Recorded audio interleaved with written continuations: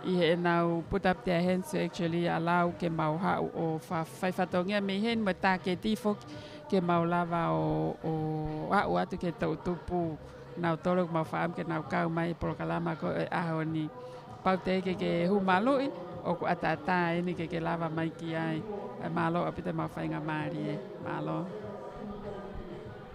Malo apita sista tama ko e hoko atu le waini e tau ahi ko ni ki he Tanoa International Hotel Nuku'alofa. Ai ko ospo le sisita te ke pasi mai ai pe mo I he command center pe ko ki tesi ko ni o ma ko ngai fika ko me seri pe mo timi o tali he ni pe mahalo sai ke ui mai ai supervisor he ni. Ai tau fia ko hui ko ngai tim ko tope o wai supervisor pa ko Tanoa wi he ni ai senior midwife ko supervisor ni I kolofo o ko ana la sike taufa ana malo mo nga ue mai ki fa matala no ki nau tol ko o nau I api pe nau fanongo mai pe tau polokalama pe nau fukau ke nau lava mai ke hu Malu'i o se ko nau lesisita pe te nau hau ken ko hale me koko heni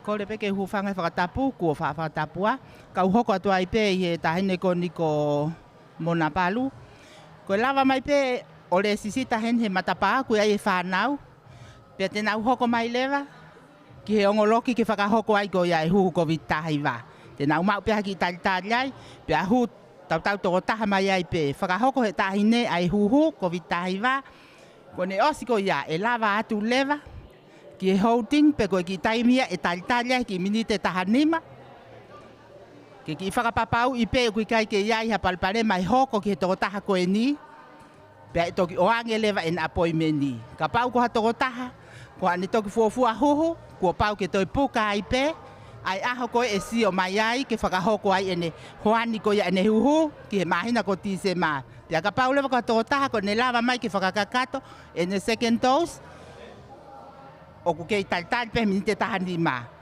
Pea o ku iai lewa ai kore atu ki mautolu kakai o e whonua whakamore. Ko ki mautolu eni o ku mau whaifatongi atu I he Tanoa.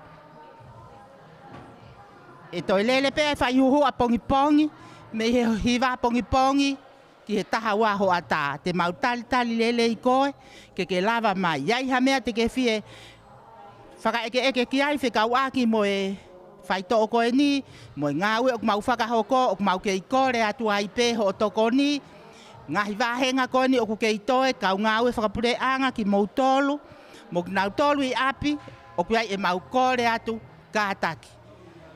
Mahalo nai koe aho tahaua Novema, koe osia ai whai tō o mei heni, ku ai ngahi wheitu, mamani o ku nau si ifi e mau, ai whai tō ni ke nau wauat ke hu Malu'i Covid19 waka o ki kai ke si ave la polo ki nau tol ko ia ko ai kore atu fefine I Tonga tangata I Tonga ka maa ho whanau ku nau I he laine ko ia tahavalu ki he wahi wa whai ki o lunga o ai kore whakamamate atu ai potu ngā ue mo ui whakataha pe mo pule anga Tonga ke kātaki mua makai iange ai whanau ki tō ukone tahavalu ke wahi wā ko ki tō ueni o ku ki whaingata ange e nau wau mai koia ki whakakato e nau Huhu, mo e hoani koia e nau Huhu, ngahi mātua, te mau tali e lei. A pongi he te mau toi I he Tanoa pe, hi wā ki he hoa e whiawhi, te mau tali e lei ha taimi te ke lava mai ai mo e whanau ke si whakakato nau Huhu. Iai pe a whangi I whakamamalohi o ku si teu pe e he Tanoa ke ka mua ki nau tolu, me he whare mau kauri o kuna wala ni man mai. Pehe ke titi shell, iai pe ai whangaki credit, o lava ke whoaki atu ai ki aki mautol, o kwei ai whaka ai pe hala mai mo ngahi kupu whekau aki, o e whonua, ke nau whai tokonia, mo whaka ai, ke mo kau mai ke tau Huhu Malu'i. Kai hoko atu ai e whotutu palani e pureanga, ki e hoko atu. Ko ia o pehe ai whangamatala, e fine motua supervisor, ke wahenga kolofo ou, malo. Mona? Malo au pito ofa au pito whamatala ko ia. Pea aia ko wheitu en ko whai ko Huhu Malu'i o ko ai pe ai privacy. Ke oa te tau lava o o whakahawa aski nā o tōlu ki ai, pe mo ngā ue koe ni e kaunesi. Malo o pito e whaiwhatongia lelei. Te tā hoko mai pe, e koe osi po koe huhu he ni, o nā hu mai lewa ki he loki koe ni holdingi, pe koe wheitu koe kui ai koe ai tari. Ka ku fie whoko uhi kua o mai a sista afu tei, koe e ne toka ngai koe ne kaunesi, koe ne waa ngā ue ki tua. Ko ilo po koe ahano mo ua. Ka ke kataki sista afu mahalo koe toko lahi na u whakaongo mai, ko whefua ngai wheitu o whae Huhu Malu'i koe, i he aho ni mo a pongpongi, ki he AstraZeneca. Malo pito mona pa malo e ngā ue, ko e ngai wheitu e ni na e iai e ngai timi e aho ni, na kei lele whake tau fixaiti koe ni NCT, whare talatala motua e vaiola, pena maulawat ke he ngahi kolo, ke ngahi api ako, ko Tonga High School pia mo lia hona pia mo atere. Lava ia ko e hangepe ku momi ai, o kulele whakataha pe mo tau whaito o Pfizer, ke tau tahaua, ke tau taha fitu. Pea mo i fuofa koe ni o whai i he hotele Tanoa, whamalo ke he pule pa mo ki nau tolu whakatataini, koe fixai tēne ta. Ko a pongpongi, te mau kei heni ai pe. Hiwa ke tahawa a pongpongi, te mau i he whare mahaki vaiola, me he walu ke he ua. Pea waile papa mo e toa tu toa, pe koe au tono ata e kau nesi, pe kau ngawe ko mo ngahi api. Aia o ku ia e timi a mua, wa e timi a kolonga, wa e timi a vaini, wa e timi a houma, wa e timi a pea, wa e timi a havelpa motofoa, wa e timi a nuku, pe a mawhanga kolomotua pa mo kolofo o. Aia koe ngahi wheitu ia ka pongpongi, pea wepe kole ke kakai whonua, koe kole whakamāto ato atu e nia, mou ka taki. Mou ngawe aonga ke whainga maari e koe ni, ke whakakakato, ai Huhu Malu'i, aho mou, ke mou ka, aki mou tolu, whatonga iange ko a pongpongi, o kai ke a huhu whaisai. Koe huhu pe ia ke tau taha walu koe ki olunga, te mautoki a lawat pe ke ngahi ako, o whakahoko ai huhu whaisa. Malo. Malo pito sista afu aia ke whakamahino pe, koe whaisa ke tau taha wā, ke tau taha fitu, mo ki nau tolu koe ni ku whita mahu whanga ngai whatapu.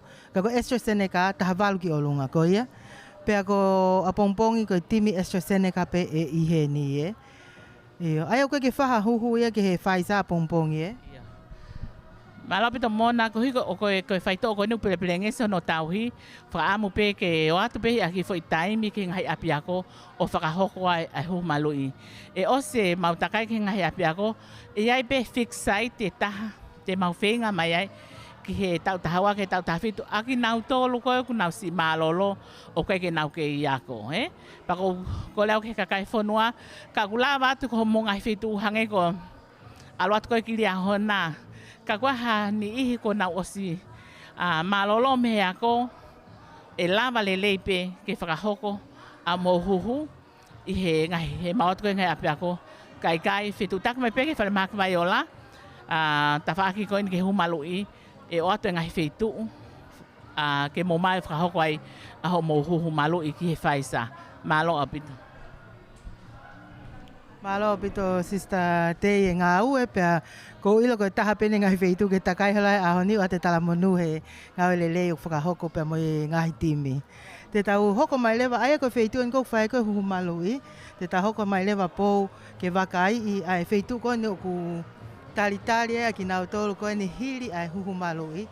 Aia ku whia mao whukupe ke whakapapau o ku saipe me a kotoa, pea koe anga maheni ia ai ngā ue, pea o kui aipe mo timi ia, pa mo ni ihe timi, o nau whai ngā ue koe ni.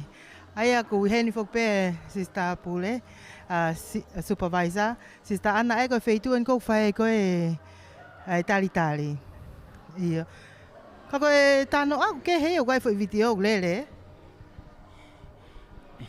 Malo mona, koia, koe ta whaaki whoki e no lava mai ai he osi koe whakahoko e huhu o e toko taha kotoa pe, pia ki lava mā talitari he he sea, e ki mini te tahanima ka e ngā ue ai toko taha ko whakatekin kāre ki he ne kāti, whakapapau'i e ne apoimeni, pe ko toko taha ko ni ko ne fuafua huhu first dose, pe ko toko taha ko ni ko whakakakato en second dose. Ko ia, o ku lava peke mauai mo ki whakamamalohi, o ku ai kore atu hen ka mautolu kakai o e whonua, whatonga iange. Mo lava mai ki whakakato e tau huhu, e kamata me he matapa, ko o huhu mai pe o talitali lele i koe ai, o ke au mai ai ki ta whaak koe ni, os minite tahani ma, ku ke lava lele i atu. Taka au ki ai haki i mea te ke ongo i whaingata, te ke ongo i ngā ngawe urupeha, ku mau pe ai mo ki fo i panatolo hen, he whanau ngawe, malo. Ana, fe a honi fukakai koe nei hau, na ia ha tahana e ongo i whaingata ia pe ripoti maha mea pe ku kei sai pe. Malo mona, whawhetai ki he eiki, nei kaisi ai ha taha, e ai ha ane fu complaini, o to e fu whaingata i ange. Iai peki ni, ko ki fo i panatolo pe, ke mau pe ha malolo, ko inga ko ki mamahi ko ia o e uma, kana e sai ko toa pe, malo. Malo pito mo whaiwhatongia, ko tāno e o make hea ko e talitari o lere pe mo e video pe a i kai ngatarai, ka ku iai fok mo ki whakamamalohi. O ku iheni pe ni ihi kaulele pe e hu Malu'i iheni he Tanoa o a o ki he hiva anai. O ki hene ki whine mui kaunanga ko ni o ngau he Tanoa. Te ke lava o mai ho hingoa pe a mo whatongia heni. Sai malo lelei, ko hingoa ko pa whakatou, ko ngau e ku whai heni, ko ku mea mai pe o tuu o sevea to e mea kai tato tonko ni ki he kauhuhu COVID-19. Ko e pe malo. Pai o ke whatonga ina e sa ia kakai he ki whanei fuana o mai he aho ni hange peha ki whamamalohi i whanau talitari ko ne minite tahanima. Sai malo au pito. Ko e ianga wakai na e nau sa ia lahi au pito he mea kai na e whakahoko. Fulahi au pito na whetukua. Pea tahana e ifa au pito. Ifa au pito mea kai ko ni. Pa ko mea kai mau ko e maso sisi. O ko e mo e pankilimi. O e mo e inu whakamoko ka peheke he kukisi. Ko ia pe malo.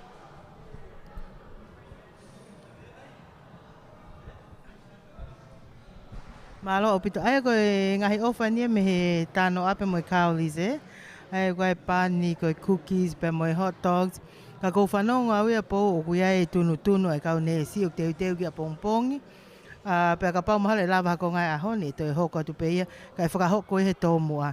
Tau ki unu mai lewa he taimini ki he taha o tau ngahi hoa ngā ue. Aia me he Digicel na hene a pāla aia pe mo i timi aneu. Paula mao ki sim kaati tai totongi e. Whine mui ko hai o hingo apa ko haho ngā ue. Ko hingoa ko Rosabella tui vailala ko whatongia me Digicel Tonga.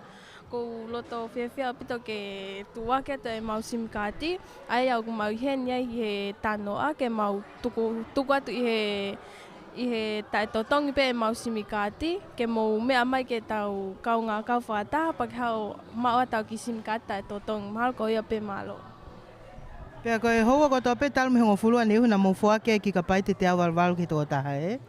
O kasa hingoa Paula? Kai? Ok, tau ewa mai le vaeni, malo au pito e whaiwhatongia. Pō mahau mei o se tau taimika ko e Tanoa anu tau iai. Ai au tau teu whoki ke taritari ki nāu tōlu ku. Josh! Please, Josh. Ki hao angi. What is it? We're live now on Facebook. Yes! For Broadcom. But hey, we've got here the super talented Josh from Tutu on the Beach. Josh, ko ilo pena ke folau ko ia eh? Na motok fok mai mi fe hapai? Yes, we just got back from Hapai. Beautiful Hapai, nice and warm, and it's good to be home. Okay, so now we've set up the vaccination site. We've been telling people about how important it is for our youth to be here. Nga wa maha ki pou no pe ka ataki. Pe te ke hu Malu'i? O ke hu Malu'i? Only first dose. When? 2000. Okay, hold on. Aha ki pou ke tau tupu. Yes, it's very important, guys, to come here. We're all learning every day. We're learning something new that's happening in the world. It's a very scary time, and we're just trying to be free and to travel the world again like we used to back in the day. It feels like a long time ago that I couldn't travel anymore, but I think this is the right thing to do. Our young people, if you're watching there, don't go out to the nightclubs tonight. Come and get vaccinated. Thank you, Josh. Hey, you're going to Ewa tomorrow, right? But you're going to tell the people in Ewa too to get vaccinated? Okay. We're going to cross over here. I see someone we know. Brand new person. Hello, hello. Sorry, Georgia. We're just going to ask. Hi. Okay, beautiful girl. Can you tell us your name and what you're doing here at Tanoa? My name's Katrina, and I'm here to get vaccinated. Trina, did you hear about the vaccination drive before, or is today did Josh make you come? Yeah, I just heard from Josh last night, so we thought we'd come after practice. So. What kind of practice? Dance practice. Okay, are we going to be able to see any dancing tonight, or when is it? Next time. Okay, so Trina, you're ready? You've been registered, or you're about to be registered? Yeah, I'm just about to get registered. We're going to talk to you after and see how it was, okay? Thank you. Great to see you, Trina. Okay. Well, tulo atu peko Trina ia te ia ke kau mai ke polokalama Huhu Malu'i. Pea o kuiheni pea timi o au ki ai fiafi. Ko e osi taha ono ni mei he ono. Pea ogu ia fo malo ke motoko to pe mo me mai mo e whakaafe atu. Ko ki motoko to pe na Huhu Malu'i me he ahotahani ma e peleli ma o ula Huhu Malu'i ko ni o AstraZeneca o a mai ki he poni o a pe ki whalai te kahau e ngata e ahua hiwa o kato pai whainga maari ko hange pe whakai ai me he Tanoa. Te nau hanga fuake e panga ni mangeau e hongo fulu, ai ko ni mangeau ke toko hongo fulu ke kehe e toho ho nau hingoa mea ki motolo ko ni na moulawa ma Huhu Malu'i. Ko ta Huhu Malu'i fo ke tau tole ke tau tokoni ke Malu'i ki tau tolu Malu'i ho tau whonua. Pea o ko ate whamalo ke motou moulawa mai.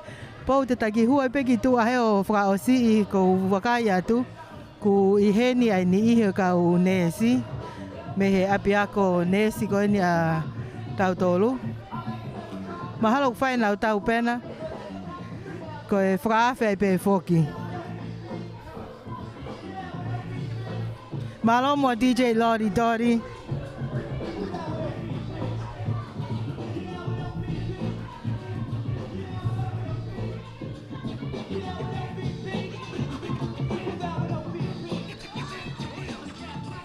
Hello. Sentila ko ilo ku ke mo ua ko ia henga we ka ko le pe ko e whanau ko ni me apiako pe ko ilo pe ko na ha ofieto ko ni ki he feinga ko ni ke Huhu Malu'i ai ka inga ko ni o ki tau tolu pe mo Malu'i e pe tongani. Sai malo au pito e mona o ku mau heni pe pa mo e whanau wako anga whanau nesi pe me hako anga nesi ko kunsalote ko e fie tokoni pe pa mo e fie poupou ki he hako tupo e whonua tau tahavalu ki o lunga o ku te eki ke nau mau ai Huhu Malu'i ko ni ko AstraZeneca ke nau lava mai ke whahoko ai Huhu ko iau whahoko ia he taimini he Tanoa Hotel Pea ko taha peni ai teu ai whonua te waki ki ha taimi e tō mai ai whakotua koen ko e Covid tahai wā neongo koe ki tau whakaamu ke hoko mai. Koe whanau whako e ni ko na osi Huhu Malu'i katoa. Pea te rau toki talaloto atu pe te rau toki talanoa atu pe ki he Huhu Malu'i ko na osi whakahoko na o kai kia ha palo palema e hoko pe ko ha whainga whakailonga ku koviange tēnā uongo i he osi koe ni a Huhu uluaki kau mai Huhu honoua malo au pito. Malo opito pe malo ngau lelei aya ko e whanawen ko me he api ako ngau hen e tila ku fai ha tunu ko apongpongi mo ki fari ali e kaunesi Ia o ku wai e polokalama ku teu pe he tamai kinesi ke nau lava mai moia apongpongi ko koe o ku ke fie lava mai ki he hotel Tanoa apongpongi o kwa hoko he tamai kinesi ai ki tunu ke mau mea tokoni pe ai ki nau tau te nau lava mai o Huhu o kui kai totongi eni o ku mau o atu tai totongi pe ia whakataha pe apa mo e inu pe aku nau whahoko me whangi whaiva mo e sumpa mo e hiva ai tem ke pe te nau whahoko a pongpongi pa koe whaafea tu e ka pau te mo whakamali e pa mo lava mai a pongpongi malo opito ko sentila Fakala ia pia moe ni ikon me api ako nesi. Kako fatonga hene o kui hene ni ikon me api ako. Hai, katak faha mai be hingoa pia ke fahange pena ke osi Huhu Malu'i. Malo pute mau whenga maari e. O kui ngoa ko whine whasi eik. Pia ko na osi Huhu Malu'i. Fofo aha ume pe koe Huhu Malu'i ki Tonga ni. Lava tu pe wike meia e ua. Pia Huhu Malu'i eik. Ai koe ki mea pena wongoi, koe ki whai mamahi pe koe he kamata koe he uhu. Paka ne osi pe koe uhu, koe ki o te o ngoa hami. Malo, puto te ke kau he kau whaiwa pongpongi. Ok, tau atu. Whewhe ko mange o hingoa pe nai whewhe o taimua na ki Huhu Malu'i ai. Malo, puto mau whenga maari, ko wingoa ko tu toi holani. Paka koe mea kona wongo e Huhu Malu'i, o ku keke ke mamahi. Kona moni koe mai koe mau koe tau ki Huhu. Te ongo pe koe ki mahuhu pe wange pe hau alo koe mu mau pe mantu pe koe Huhu ku vai Huhu e ua. O ke Huhu uluaki tau sulaki mo tau sono ua. Ke ki tau sulaki pe osi pe te Huhu te ongo e ki aha hoko o ke pe ki langa mai. E pe ki langa e pe ki mamahi ko ke pe ko ha me alahi ia. Io ke he pe e kakai. Pe ku ko fangi me pe pau pe ke hoko ka osi pe ku osi pe ia. Te ke fok pe ko sai Pau mau tu koni koe talalotat mo koe pe ke kakai fonua ke mo lava mai o Huhu Malu'i koe popau pe ke tau ngau fai mo lava mai o Huhu Malu'i ko mea ulerei tau Malu'i tau tolu Malu'i tau kai family Malu'i mo tongan katoa ke tau hao ai me Covid-19 Malo opito e pou ko ini o mahino mai ko e whiawhini au ku tō lahe ni I henu nau pou e polo kalama Huhu Malu'i. Whewhe koe, mai ange hingoa pe moe experience poko au sia koe ni Huhu Malu'i. Malo opito ko wingoa ko hul kaloni na tawao, pa ko whiawhia lahe opito ke ukau e ke umau e whainga maari ko ni ke u atoa ki Tanoa whekau aki pe moe kuongo I whekau aki moe Huhu Malu'i. Ko Huhu Malu'i ko ni o ku Ki au mo anga ku whiriwha whoituitu ia ku kai hane uesia. Ka koe mea mauinga pe ku mauiheni ai koe pou. Ka pau ku kore he mau kau taki ko ni mau hau mau tolu koe kau stiuten nesi. Mau hau kore atu he houani. Kore aki mo toho eki mo ka inga Tonga. Mo ka tako koe ku te kei ke Huhu Malu'i mo ka taki lava mai.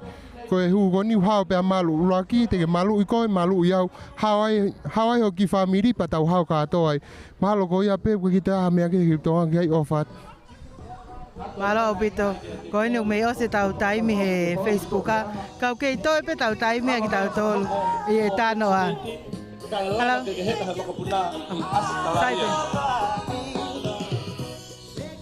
Ko sia ku au mai e ni ina nau kau he Huhu Malu'i pa ku ngali ko nau lava ki tau tolu.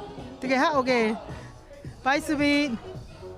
Malo ko taha e kau tangata na kau Huhu Malu'i ko ku osi po ki whewhia. Mange o hingoa pa ke ki whamatalange ki mea ko hoko he ni? O hingoa ko David o whanoa. Lere me tangata puano. Ko ki mea ko whakahoko he aho ni. Ko e polo kalama tuua ki atu ia. Pea mo e pāwhei. Ki hano tuua ki atu pe Huhu Malu'i. Ka pau ke whekai whiu ko he whiawhini. Hau koe. David nage osi Huhu? Iyo, ko osi Huhu. Sai be mea koto. Pai ngofua pe. Ai te ela pe hene au ke hiva nai pa mo te pongpongi. Anga ke rak pua ke mau api. Ka gulele pe au ke hiva I he fiafini. DJ. Iya. Ko DJ Lodi Dodi. Hai Dodi.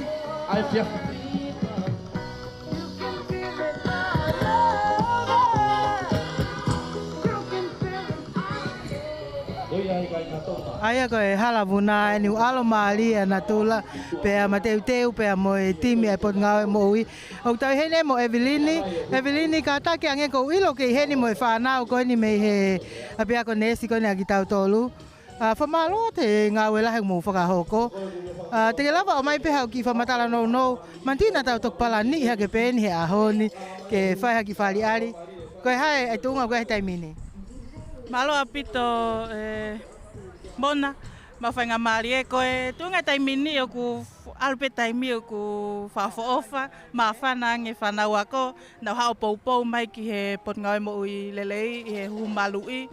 Aia koe poupou pe enia ki he potngau mo ui mona ku lolotonga whai koe. Evelini, wai ko haki tuntunu whai a pongpongi, mo haki whaari ari?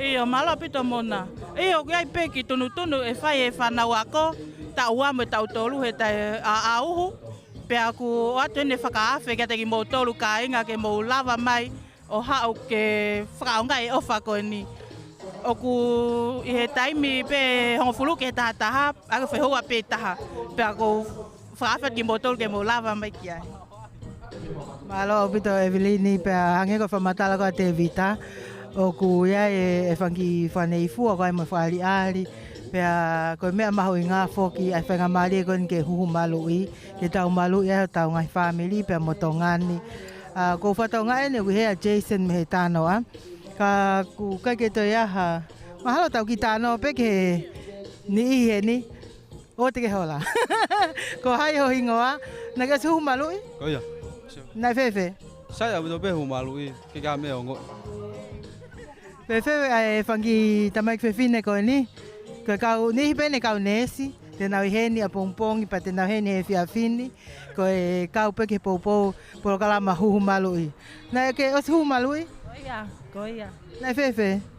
O koe lotonga koe whaho koe Huhu Malu'i e nei osi Huhu Malu'i uluaki pe mo whikaua. Nei ke ha ngai whailonga nei asimai e nei sai pe huhu. Pai ngofua pe ia Fefe ni hiko nuk toi mui he pena. Tau ki tuku whange pena. Ko ai hingoa pena ke os Huhu Malu'i? Iyo, ngā ko te vita. Pena o Huhu Malu'i. Iyo, sai pena ko ngā uru be ka sai pe. Okay, Fefe koe hingoa pe moe. Talamangi pena Fefe ho Huhu Malu'i. Malo apito mau whainga male ko ngā ko ofa tau nau na e lava koe huhu na e sai apito na ke wongo ia ha mea kalata. Okay, ko hai hingoa ki Fefe koe ni pa na ke Huhu Malu'i? Iyo, ko ingoa ko mele tau elu. Iyo, ko wako kau he ka whakangata make a ko nganesi. Pea ko e kau me ke he huhu ko viti kusai apito pe iyo ke ha palo pale mai ai. Ana mau whaho ko pe huhu ko viti ko ke ai ha mea ia hoko. Ko ai huhu pe vaiola pe. Viti kangeni whakalata ni. Mo kau mai ko ni ko huhu eno whai Tanoa. O kusai apito huhu ko e ni ko ke ha mea ia hoko. Pea be malo. Malo opito. Ko ia ko e koutui ko e lava kakato e tau talanoa. Ko ene o kuna ina mai e whanau ako mea pea ko nesi. Ki mo kau mai ke tau Huhu Malu'i pe tau vaccinate. Ko ngai atai nia o to o mai me he tu uta ko e ai Huhu Malu'i he ni. Fo unga hono toka ngai mo fo papau o he tu unga whakawaha apuleanga mo palofesinale au pito. Ika ngata pe ka na tu faki fo ke Huhu Malu'i he ngahi tu ku mo tu ke lave mo nue taha ko toa pa mo nu ia tongani ko hi fo ki ku ofa mai ngai fonua I muli lolo Tonga ai fie mai ngai fonua la lahi pe mo fangi fonua masive siva ai Huhu Malu'i na e lava ngā ue ia o mai ai ngahi Huhu Malu'i ko niki tongani AstraZeneca mai tau taha walu ki o lunga pe au koe ai konga o ku osi a taha ua koe ni o taha ua Novema mo a taha tolu koe ni o Tisema ai na e ngahi Huhu Malu'i na mai he Covax kai uma afo ke Huhu Malu'i na e whakafou mai ko e ofa si hapani ko Australia Pea I pule lulu e wikenina e o mai foki ai e hu Malu'i Pfizer tau taha wake tau fitu pea mo e pregnant mothers pako kina tau whita mahu whanga whatapu na e au taki mai he aho pule lulu pea mo ua e ngahi timi lahi I hano whakahoko e hu Malu'i koe ni mahu inga au pito I e ngahi ako. Ka koe whia whini tau hene he Tanoa o au ki hiwa paka pongpongi to hoka te hiwa pongpongi o au ki taha ua ho ata e hene DJ guai pa mo e whangi whakanei fua I loto I ai pa mo e TV o ku loto malele mo ngahi whaiva ke lava o mea ke lotonga ho tali pea I kai ngata pea guai mo ngahi pale whakahoua me he punjas pe he whake Digicel pea tokoni ai kauli pea ko tano au no hanga o mai ai nima awhi whakatoa aia koe nima nge au ki he toko hongo fulu pea koe whonga ke kawai ki he whainga maari e koe ke ikuna ko o kaupe ke hu Malu'i ka pauna e huhu koe I waha taime a taha nima e peleli o au mai ke whalaite ka hau koe ahua hiwa o katopa ke kau koe ia ke whainga maari e koe ni ke ikuna pa anga nima nge au pea koe toko hongo fulu te nau mao e whainga maari e koe ni ka koe lawa ia e whiawhini e whalaite te tau I heni he hoa tolu hono hoko whaafet mo toko toke mo lava mai ki he polokalama huhu Malu'i I he Tanoa malo mo mea mai ka mo mea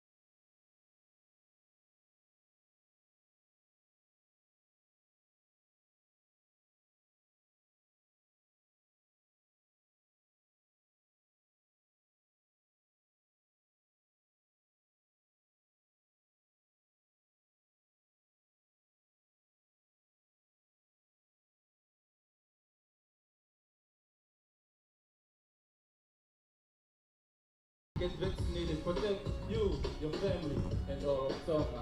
Malo.